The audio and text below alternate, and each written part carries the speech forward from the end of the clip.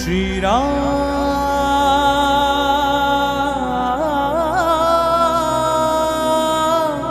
Jai Shri Ram Jai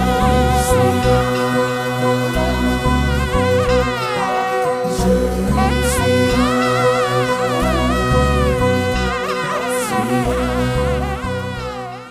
எனக்கு ஞானத்தை கொடுத்து உபதேசம் பண்ணி நீயா எது நல்லதுன்னு முடிவெடுத்து செயல்படுவாய் என்று பகவான் சுவாதந்திரத்தை கொடுத்திருக்க. ஆத்மாவை தெளிவா புரிஞ்சுக்கணுமோ இல்லையோ?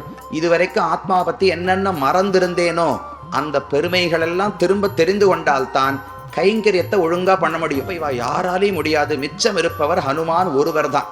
அந்த சமயத்துக்குத்தான் ஜாம்பவான் மறுபடியும் அவருடைய பெருமைகளை எல்லாம் சொல்லுகிறார். ஏன்னா அந்த ஆச்சாரிய சம்பந்தம் தான் கைங்கரியம் பண்றதுக்கு நம்மை தகுதி உடையவனாக ஆக்குகிறது. ஒருத்தனுக்கு ஞானத்தை கொடுத்தால் அந்த ஞானத்தை அவன் இஷ்டப்படி பயன்படுத்துவதற்கு சுதந்திரம் கொடுக்கணுமோ இல்லையோ? ஜீவாத்மாவுக்கு ஞானம் இருக்கு, இந்த மேஜைக்கு ஞானம் கிடையாது. அப்ப நான் இதை எடுத்து இங்க வச்சேன்னா அது கேள்வி கேட்காது.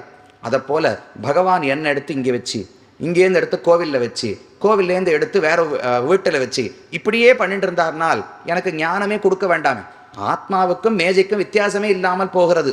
அப்படி பகவான் அவமரியாதை செய்வது கிடையாது. பகவான் ஈஸ்வரன் ஆட்டுவாணியன் அல்லன்னு தெரிவிப்பார்கள். ஆடுகள்லாம் சேர்ந்து நடந்துட்டே போயிட்டு இருக்கும். அப்போ ஒரே ஒரு ஆடு மட்டும் அந்த கூட்டத்துலேருந்து தனியாக போச்சுன்னு வச்சுங்களேன், உடனே அந்த இடையன் அந்த ஆடை தட்டி தட்டி கூட்டத்தோடு சேர்த்துருவான். இதை போல பகவான் ஆட்சி செய்வது கிடையாது. ஒரு ஆத்மா எங்கேயான தர்மத்திலிருந்து பிறண்டு போனால் உடனே தட்டி தட்டி திரும்ப கொண்டு வந்துட்டார்னால் அப்ப தவறு செய்வதற்கான வாய்ப்பே கிடையாதுன்னு ஆகிவிடும். அதுக்கு எதுக்கு சுவாதந்திரம்? எனக்கு ஞானத்தை கொடுத்து உபதேசம் பண்ணி நீயா எது நல்லதுன்னு முடிவெடுத்து செயல்படுவாய் என்று பகவான் சுவாதந்திரத்தை கொடுத்திருக்கார்.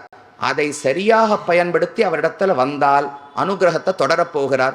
இல்லாவிட்டால் சரி, இன்னொரு 10 பிறவி ஆகட்டும், 10,000 வருஷம் ஆகட்டும், அதற்கு பிறகு மறுபடியும் முயற்சிக்கலாம்னு தள்ளி விட்டுடுவார். அதை போல ஹனுமானுக்கு ஒரு கைங்கரியத்தை கொடுத்தார். அதை அவர் நிறைவேற்றணும். இன்னவருக்கு தன்னுடைய பலம் தெரியாது, தான் தான் நடத்த போகிறோம்னு அவருக்கே இன்னும் நம்பிக்கை கிடையாது. ராமன் ஹனுமார் மீது நம்பிக்கை வைத்து மோதிரத்தை கொடுத்து விட்டார். தான் எப்படி செய்ய போகிறோம், என்ன நடக்க போகிறதுன்னு ஹனுமானுக்கு தெரியாது. அங்கேருந்து தேடிக்கொண்டு வந்து தெற்கு கடற்கரை ஓரம் வரைக்கும் வந்து விட்டார்கள். இதே போலத்தான் நமக்கும் என்ன பண்ண முடியும் பண்ண முடியாதுன்னு நமக்கு தெரியாது. ஒரு கைங்கரியம் வரும், வந்தால் பண்ண துவங்க வேண்டும். பண்ணி பார்த்துத்தான் அது முடிகிறதா இல்லையான்னு தெரியும். அந்த சமயத்துக்குத்தான் ஆத்ம ஞானம் தெளிவாக வேண்டும். கைங்கரியம் பண்ண துவங்க வேண்டும். அதில் உண்மையாக உழைக்கணும்னால் அப்போ ஆத்மாவை தெளிவாக புரிஞ்சுக்கணுமோ இல்லையோ? இதுவரைக்கும் ஆத்மாவை பற்றி என்னென்ன மறந்திருந்தேனோ அந்த பெருமைகளெல்லாம் திரும்ப தெரிந்து கொண்டால்தான் கைங்கரியத்தை ஒழுங்காக பண்ண முடியும். ஆனால் தான் ஹனுமானுக்கு பாருங்க, எப்போ கடலை தாவ வேண்டுமோ அதற்கு 5 நிமிஷம் முன்னாடித்தான் அவருடைய பெருமைகள் அவருக்கே தெரிஞ்சுது. 10 நிமிஷம் முன்னாடி கூட அவருக்கு யாரும் சொல்லலை.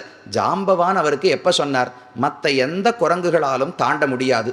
ஒரு குரங்கு சொல்கிறது நான் 10 யோஜனை தாண்டுவேன், இன்னொரு குரங்கு 20 யோஜனை தாண்டுவேன், இன்னொரு குரங்கு 50 யோஜனை தாண்டுவேன்னு சொல்கிறது. அங்கதன் வந்தார், நான் 100 யோஜனையும் தாண்டிடுவேன், ஆனால் என்னால் திரும்ப வர முடியாது, சக்தி இருக்காதுன்னு சொல்லிட்டார்.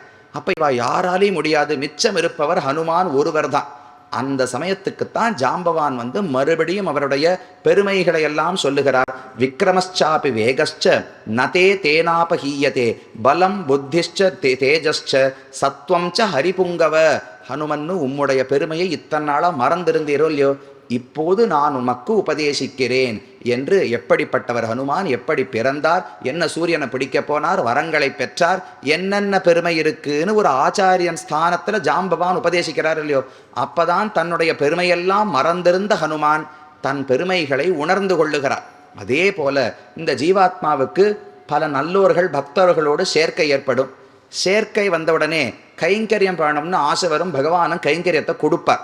அந்த கைங்கரியம் பண்ணணும்னால் ஒரு ஆச்சாரியனுடைய சம்பந்தம் வேண்டும். கோவிலுக்கு போய் பாருங்க, நான் ஏதோ அந்த இடத்துல தளிகை பண்ணணும், பகவானுக்கு சமர்ப்பிக்கணும்னால் அதுக்கு பஞ்சசம்ஸ்காரம் ஆயிருக்கா, ஆச்சாரியன் சம்பந்தம் இருக்கான்னு கேட்பா. ஏன்னா அந்த ஆச்சாரிய சம்பந்தம் தான் கைங்கரியம் பண்றதுக்கு நம்மை தகுதி உடையவனாக ஆக்குகிறது. அதே போல இப்ப ராமனுக்காக கடலை தாவணமோ இல்லையோ, தாவுவதற்கு சற்று முன்னால் ஜாம்பவான் உபதேசிக்கிறார். அதை போலத்தான் ஆச்சாரியன் நமக்கும் உபதேசிக்கிறார். நீ யாருன்னு தெரிஞ்சுக்கோ, நீ ஒரு ஆத்மா, உடலை காட்டிலும் வேறுபட்டவன். அது மட்டுமல்ல, நீ பகவானுக்கு தொண்டன் என்று உணர்ந்து கொள்ள வேண்டும்.